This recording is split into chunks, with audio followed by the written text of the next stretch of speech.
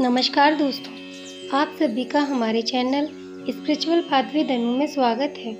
आज मैं आपको इंदिरा एकादशी की व्रत की कथा सुनाने जा रही हूँ। अश्विन कृष्ण पक्ष की एकादशी को इंदिरा एकादशी के नाम से जाना जाता है। इस दिन शालिग्राम की पूजा करके व्रत करना चाहिए। पवित्र होकर शालिग्राम को पंचामृत से स्नान कराकर वस्त्र पहनाकर भोग लगाएं व पूजा आरती करें। पंचामृत वितरण कर ब्राह्मणों को भोजन कराकर इच्छा अनुसार दक्षिणा दें। इस दिन शालिग्राम पर तुलसी दल अवश्य चढ़ाना चाहिए। इस दिन व्रत और पूजन के साथ व्रत कथा का पाठ करना वाजपेयी यज्ञ के समान फल प्रदान करता है। इंदिरा एकादशी का व्रत विशेष रूप से पितरों की आत्मा की शांति के लिए रखा जाता है। इंदिरा एकादशी व्रत कथा का वर्णन महाभारत में स्वयं भगवान श्री कृष्ण ने किया था। प्राचीन कथा के अनुसार सतयुग में राजा इंद्रसेन महिष्मती नगरी में राज्य करते थे। इंद्रसेन परम विष्णु भक्त और धर्मपरायण राजा थे और सुचारू रूप से अपना राजकाज कर रहे थे। एक बार देवर्षि नारद का उनकी राज्यसभा में आगमन हुआ। राजा ने देवर्षि नारद का स्वागत सत्कार किया और उनसे आने का कारण पूछा। नारद जी ने कहा, कुछ समय पहले वे यमलोक गए थे। वहां पर उनकी मुलाकात राजा इंद्रसेन के माता पिता से हुई थी। नारद जी ने कहा, आपके पिता ने आपके लिए एक संदेश भेजा है।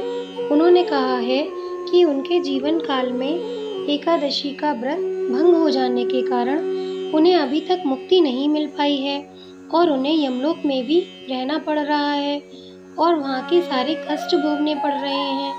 उन्होंने कहा कि जाकर मेरे पुत्र से कहना कि यदि वह अश्विन कृष्ण पक्ष की एकादशी अर्थात इंदिरा एकादशी का व्रत रखें तो उसके भाग्य से मुझे मुक्ति मिल जाएगी। नारद मुनि की यह बात सुनकर राजा इंद्रसेन ने व्रत करने का विधान पूछा और व्रत करने का संकल्प लिया।